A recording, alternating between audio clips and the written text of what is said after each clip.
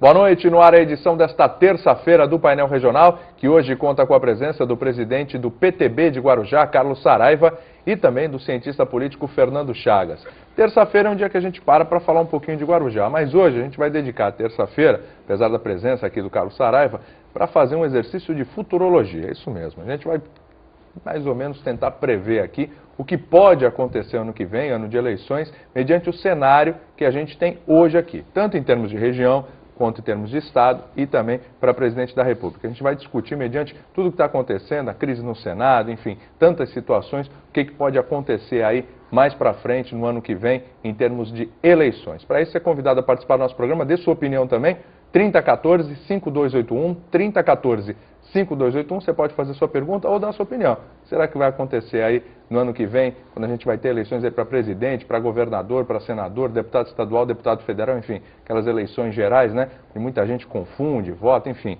É uma confusão danada, há quem diga que a gente precisa separar isso melhor, há quem diga que precisa juntar até a de prefeito nesse tipo de eleição, enfim. A gente vai discutir tudo isso no programa de hoje. Carlos Saraiva, obrigado pela tua participação aqui no Painel Regional. Obrigado, William, mais uma vez, obrigado a você, aos telespectadores da TV Santa Cecília, em especial aos amigos de Guarujá, e é um prazer pela primeira vez poder estar aqui com o Chagas, né, e compartilhar aí do conhecimento e de toda essa discussão que hoje vai se avizinhar aqui, né? O Chagas, que é nosso companheiro aqui de programa, nosso parceiro. Boa noite, Chagas. Boa noite, William. Boa noite, Carlos. Um abraço a todos e sem cartão vermelho. E sem cartão vermelho, esse é o ponto de partida, o pontapé inicial, já que é a linguagem de futebol, né? O pontapé inicial do nosso programa de hoje. Só lembrando, tem mais um telefone disponível hoje, viu? Tá aí na tela para você.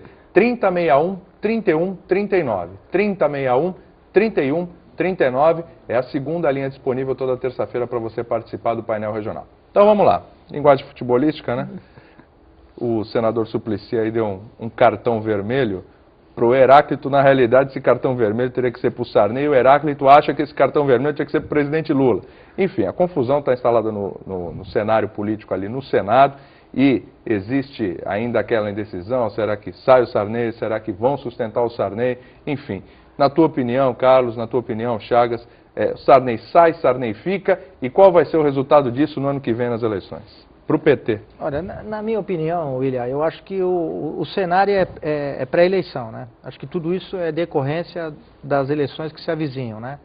Acho que, inclusive, é um cenário voltado já a, vamos dizer assim, eleições pró-Dilma, né? Tá certo? Isso está mais do que claro para mim. Agora, quanto a essa situação da presidência do Senado, em especial do senador José Sarney, eu acho que fica. Eu acho que o governo já mostrou que fechou questão em torno do nome dele e acho que fica. É lógico que há um descontentamento da própria base do governo em relação à posição adotada pelo próprio presidente da República, mas o presidente chamou o processo para ele e, em razão de ele ter chamado esse processo para ele, é que se avizinhou todo essa confusão que hoje está instalada no Senado, né? E essa é a minha opinião, né? Embora seja uma alma apenada, eu também concordo. José Sarney deve continuar na presidência, não adianta recorrer ao STF, porque dificilmente o STF vai julgar uma causa interna corporis, quer dizer, um problema interno do Senado. O José Sarney deve continuar. Tem a força política do presidente Lula e também tem o PMDB, que é o maior partido, não só do Senado, mas da Câmara e do Congresso Nacional. Deve se manter o José Sarney. Quanto às eleições presidenciais, eu acredito que o candidato do presidente Lula ou a candidata, um ou outro, saia muito forte, porque o presidente Lula ele tem um índice de popularidade muito grande, e principalmente no Norte e Nordeste. Que essas crises não abalam de maneira alguma. Abala o PT. Exatamente. Foi extremamente desgastante para o PT, mas não para o presidente Lula. Inclusive hoje, Carlos, eu diferencio o lulismo do petismo. O petismo está em decadência, o lulismo ele ainda se mantém. Isso também um pouco por culpa dos próprios militantes do PT e dos partidários do PT, que tem no presidente Lula um semideus. Isso acaba prejudicando a própria instituição. E tem um cenário muito favorável na economia para o presidente Lula no ano que vem. A economia que esse ano pode ter um crescimento de apenas 0,5% ou até um crescimento negativo de 0,5%, mas vai já carregar para o início do ano que vem uns 2% de crescimento. Deve chegar no fim do ano com um crescimento na época da eleição de 4%. Eu sou daqueles, Carlos, que não acredita muito no carisma do Lula, mas sim na economia. Economia indo bem, o candidato do presidente Lula é muito forte. Por outro lado, nós também temos um descontentamento muito grande no Sul-Sudeste. E no Sul-Sudeste, tanto José Serra como Aécio Neves, para vencer o candidato do presidente Lula em condições normais, precisa, pelas nossas avaliações na consultoria, 65% dos votos no Sul-Sudeste. E isso não é muito fácil.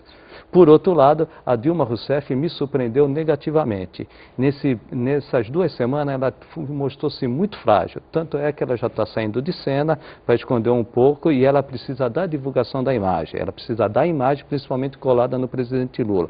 Como ela se mostrou uma pessoa arrogante e, ao mesmo tempo, frágil, ela precisa sair de cena. E se ela tiver essa conduta na eleição, num debate político na televisão, ela pode sair bastante prejudicada. Eu concordo com o Chagas e vou um pouquinho mais longe ainda. Eu entendo, inclusive, que a tática do PT, no que tange ao processo para a eleição presidencial, eu acredito que o próprio presidente da República ele vai levar o debate para o campo político. Ele vai tentar sair do campo econômico e técnico para levar para o campo político. Por quê? Porque ele sabe, porque o crescimento da economia é uma incógnita. Tá certo? Não depende exclusivamente da atuação do governo em si, depende de toda uma estrutura de mercado, reflexos internacionais e assim sucessivamente. Então ele vai tentar levar o debate para o campo político. O Chagas falou uma coisa interessante, né? Hoje nós estamos vivendo o lulismo e o petismo, né? Só que na política eu acho muito difícil você transferir votos, né, Chagas? Tá certo? Por mais que ele tenha um carisma dele, acho que vamos dizer assim, a maior dificuldade que o PT vai ter vai ser essa transferência de votos do Lula para Dilma. Acho que isso vai ser complicadíssimo. Inclusive, as pesquisas já mostram, ela chegou em 20% e já caiu 15%. E normalmente um máximo, por mais popular que seja um presidente, um chefe do executivo, por mais popular que ele seja, ele só consegue transferir de 15 a 20. Então esse patrimônio hoje que a Dilma tem, parece ser transferência. Daqui para frente tem que ser ela, Dilma. E ela, Dilma, ela tem se mostrado bastante frágil no meu modo de entender. Mas é uma forte candidata. E você tocou num ponto importante, né? A economia, ela oscila, depende muito do mundo lá fora. É lógico que tem uma previsão, essa previsão pode ser totalmente diferente. Aliás, nós economistas erramos todas as nossas previsões. E o Lula, o que ele estava pretendendo? É fazer uma eleição plebiscitária, comparar os 8 anos do PSDB com os 8 anos do Lula.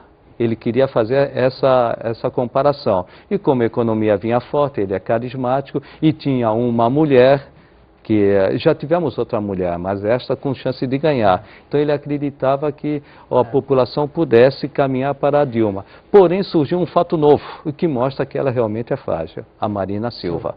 Sim, desmontou todo esse tabuleiro montado pelo presidente Lula. Aí, acho que o Chagas já deu o novo gancho, né? A entrada no cenário político da senadora Marina Silva. O que decorre isso aí também, que é uma coisa que precisa ser levado em consideração, e que aí eu acho que foi uma fraqueza do PT, deixar que a senadora migrasse para o PV. Aí eu acho que isso faltou articulações no sentido de fazer com que ela permanecesse do PT, mesmo descontente, que isso é público e notório, que a saída dela do Ministério do Meio Ambiente causou um mal-estar dentro da própria cúpula do PT.